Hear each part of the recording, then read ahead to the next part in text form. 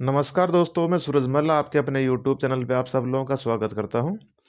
नए साल 2022 की आपको और आपके पूरे परिवार को बहुत बहुत हार्दिक शुभकामनाएं।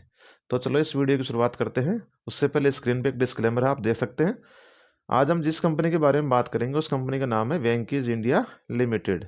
ये कंपनी NSE और BSE दोनों प्लेटफॉर्म पर लिस्टेड है और इस कंपनी की बुक पे 250 करोड़ का कैश अवेलेबल है और 181.98 करोड़ का डेबिट इस कंपनी के ऊपर है। इस कंपनी की शुरुआत 1976 के अंदर हुई थी। इसका जो पहले हेडक्वार्टर था वो हैदराबाद में था, लेकिन कुछ क्लाइमेट कंडीशंस की वजह से इन्होंने अपना जो हेडक्वार्टर था वो शिफ्ट कर लिया था बाद में पुणे में।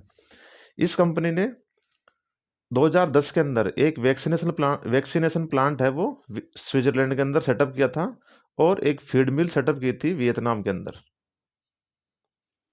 ये जो कंपनी है इसका हेडक्वार्टर पुणे में है और इसके जो ऑफिसेज हैं वो लंदन, मस्कट, बांग्लादेश, वियतनाम और इटली में है। और इसके जो प्रोडक्शन प्लांट है वो इंडिया में है, वियतनाम में है, बांग्लादेश, यूनाइटेड स्टेट्स, स्विट्जरलैंड में है। और ये लगभग अपने जो प्रोडक्शन है वो प्रोडक्ट्स है वो लगभग 35 कंट्रीज के अंदर अक्रॉस द वर्ल्ड है वो सप्लाई करता है। दिसंबर 2010 के अंदर इस कंपनी ने वेंकीज एक्सप्रेस करके एक फास्ट फूड रेस्टोरेंट चिकन की डिलीवरी करने के लिए एक अपना प्लेटफॉर्म लॉन्च किया है और उसका जो फर्स्ट आउटलेट है वो ओपन किया था वो पुणे के अंदर किया था। रिसेंटली ये पुणे, मुंबई और दिल्ली के अंदर अपने इस प्रकार के जो रेस्टोरेंट है वो रन कर रहे हैं। अब अगर हम बात करें इस कंपनी का बिजनेस क्या है, ये जो कंपनी है पोल्ट्री सेक्टर के अंदर अपना कारोबार करती है, जिसमें SPF एग्स हैं, चिकन, एग प्रोसेसिंग, बॉयलर और भी बहुत सारे ये प्रोडक्ट्स बनाती है, लेकिन मेनली ये पोल्ट्री सेक्टर के अंदर ही अपना कारोबार करती है। SPF एग्स होते क्या हैं?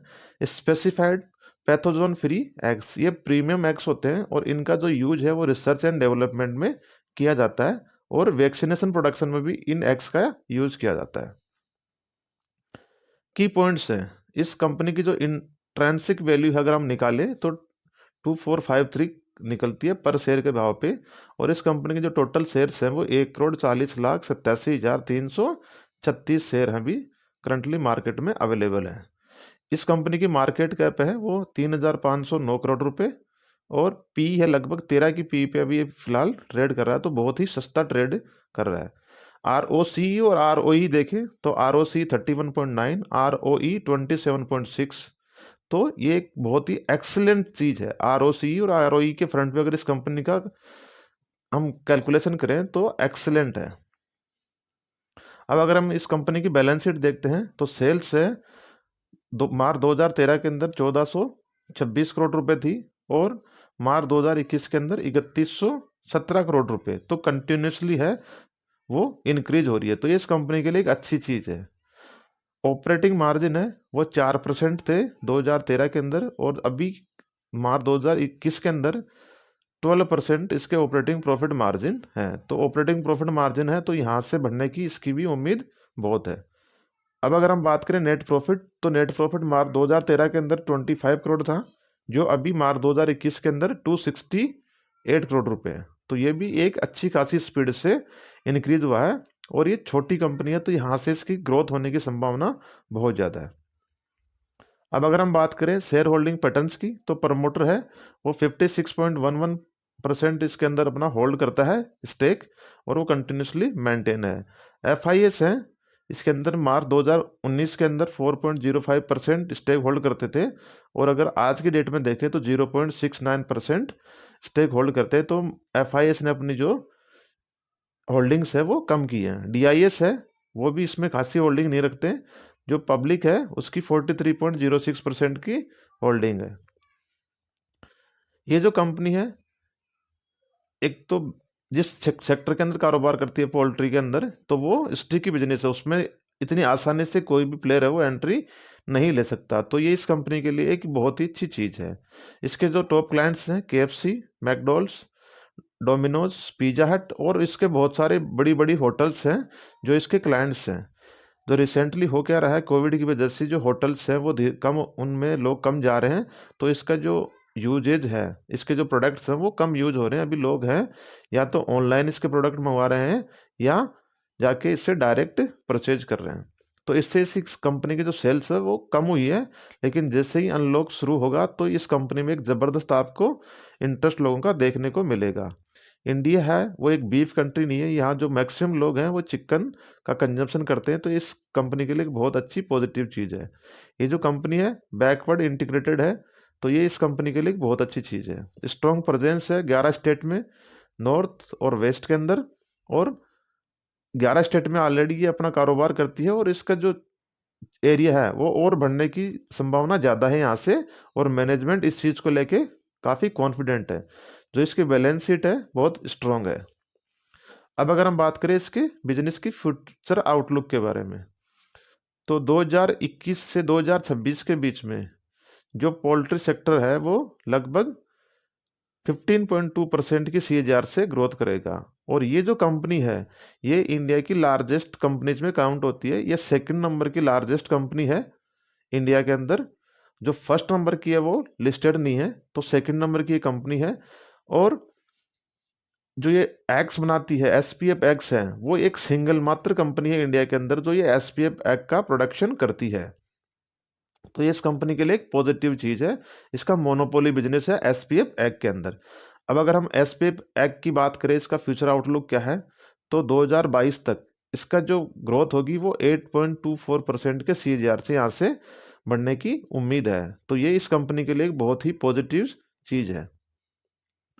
अब अगर हम बात करें जो SPF एग है वो रिसेंटली किन किन कंपनीज को ये अपनी सप्लाई करती है, सीरम इंस्टीट्यूट ऑफ इंडिया है जो वैक्सीन का प्रोडक्शन करता है, और हेस्टर बायोसाइंसेज ये भी वैक्सीन बनाता है, और फार्मा कंपनी है। इन कंपनी को ये जो वेंकीज इंडिया है अपने SPF एग्स की सप्लाई करता है। अभी जो कोविड की वैक्सीन बन रही है उसके अंदर SPF एग का अभी तक यूज नहीं हो रहा। अगर आने वाले टाइम पे कुछ ऐसी रिसर्च हुई उसका यूज हुआ तो यहाँ से इस कंपनी की ग्रोथ है वो और ज़बरदस्त आपको देखने को मिलेगी। ये हर मंथ लगभग 10 लाख SPF एग्स हैं वो आज की डेट में प्रोडक्ट प्रोड्यूस कर रहा है, जो रेबीज की वैक्सीन के काम में आते हैं बनाने के। फ्लू H1N1 की जो फ्लू का जो वैक्सीन बनती है उसके अंदर भी इसका SPF एग्स है वो काम में आता है। और बहुत सारी वैक्सीन जो वायरस को रिप्लिकेशन करने के लिए वैक्सीन बनती हैं, उन सभी वैक्सीन के अंदर SPF एग्स का यूज किया जाता है। और ये सिंगल एक ही कंपनी है इंडिया के अंदर जो SPF एग्स का प्रोडक्शन करती है। अब अगर मैं बात करूं कि SPF एग्स है वो इस कंपनी को यहाँ से रीरेट क्यों करेगा, क्योंकि अभी तक जो SPF एग्स थे वो इंडिया के अंदर इंपोर्ट किए जाते थे बाहर से, और जब कोई चीज़ बाहर से इंपोर्ट की जाती है तो उस पर लाने का ड्यूटीज लगती है, किराया लगता है, और कस्टम ड्यूटीज हैं, और बहुत सारे ड्यूटीज लगने के बाद में जब एक SPF एग की जो कीमत होती थी वो इंडिया में लगभग 2 से $2.5 पर एग पड़ती थी। और ये जो वेंकीज इंडिया एक्स का SPF एग्स का प्रोडक्शन कर रहा है तो उसकी कीमत है वो लगभग $1 के आसपास आ रही है। तो ये वैक्सीन प्रोडक्ट जो मैन्युफैक्चरिंग कंपनीज हैं उनके लिए भी पॉजिटिव चीज़ है, और वेंकीज के लिए भी पॉजिटिव चीज़ है, क्यों उसकी डिमांड है वो ज़बरदस्त देखने को मिलेगी। क्योंकि अभी तक जितने भी पैंडमिक्स आई हैं वर्ल्ड के अंदर, उनमें जो सबसे पहले वैक्सीन का प्रोडक्शन होता है वो डेवलप्ड कंट्रीज में होता है। फर्स्ट टाइम ऐसा हुआ है इंडिया के अंदर कि कोविड-19 आया, और इंडियन गवर्नमेंट के सपोर्ट की वजह से हमारे जो साइंटिस्ट थे उन्होंने वर्ल्ड में हमारी जो वैक्सीन बनाई, इसकी कोविड-19 की सबसे पहले वैक्सीन बनाई, और उसका मैन्युफैक्चरिंग और प्रोडक्शन भी है बहुत ही लार्ज स्केल पे हुआ, और उसका उपयोग है वो हमने भी किया, इंडिया में भी हुआ, और बाकी जो अदर कंट्रीज है उसमें भी हुआ। तो उसका जो आने वाले टाइम पे है वो इफेक्ट ये पड़ेगा कि अगर ऐसी कभी फ्यूचर के अंदर वैक्सीन बनाने की नौबत आई तो ये इस वेंकीज इंडिया के लिए एक बहुत ही बड़ी पॉजिटिव चीज़ है कि इसके जो प्रोडक्ट्स हैं SPF एग्स हैं उनका बहुत ही अच्छा खासा उपयोग होगा। अभी मई 2021 के अंदर ये ओनली 63% की कैपेसिटी यूटिलाइज कर रहे थे SPF एग्स की, और इनका जो टारगेट है वो ये है कि FY22 के अंदर ये 85% की कैपेसिटी है वो यूटिलाइज करेंगे।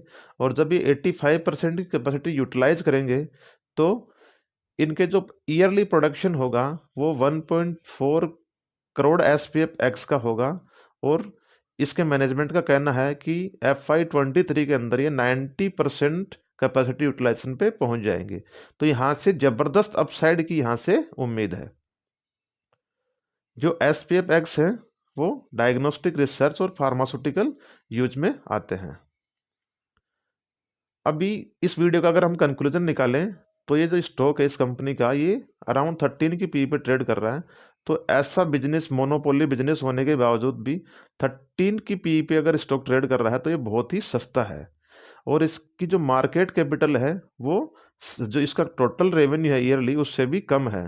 नॉर्मली जो कंपनीज होती हैं वो 5 to 6 टाइम्स रेवेन्यू, जो सेल्स होती है उनकी साल की, उस पर उनका मार्केट कैपिटल ट्रेड करता है, लेकिन इसका मार्केट कैपिटल है वो रेवेन्यू से भी कम है।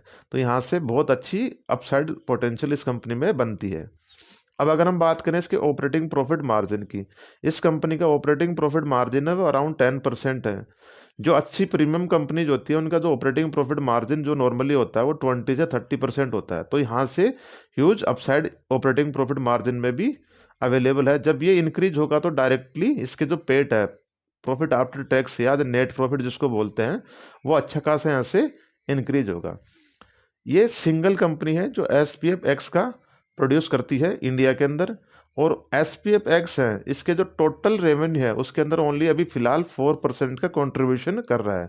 तो यहाँ से जब SPF की डिमांड और बढ़ेगी तो इसका जो कंट्रीब्यूशन है टोटल रेवेन्यू के अंदर वो यहाँ से ज़बरदस्त बढ़ने की संभावना है। और SPF होते हैं वो प्रीमियम कमांड करते हैं, तो इस कंपनी के लिए एक ज़बरदस्त ही पॉजिटिव चीज़ है। तो मेरे हिसाब से इस कंपनी का स्टॉक है, आप बाई और होल्ड कर सकते हो लॉन्ग टर्म पोर्टफोलियो में। ये मेरा पर्सनल व्यू है। उम्मीद करता हूँ ये वीडियो आपको अच्छा लगा होगा और आपके काम भी आएगा। धन्यवाद।